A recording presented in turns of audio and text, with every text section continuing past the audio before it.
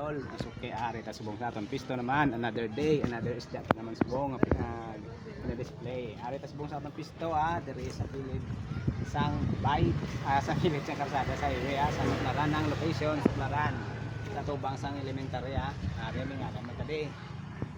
May isdaan available ka subong isda nga suke mo idol. Sa subong adlaw, hapon, adlaw sang Merkules.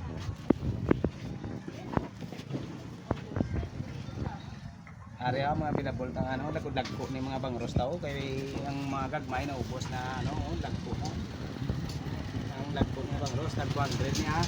Agaton nga pasayan subong dutay na lang bilin to una niyo. Ito 80 ni kilo bago man harvest. Nagmi ari to subong nga tuloy bago gido tag 100 lang kadto na mo di subong kay mga available na tadi.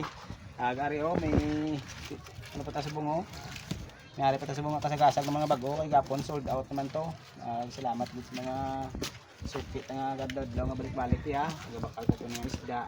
Kaya may ilit mga duha ka bilaw bilhin Tag may tilapia man ta nga pula-pula nga Arlo nga brand Arlo na amo ning sikat sa Bacolod nga tilapia Arlo.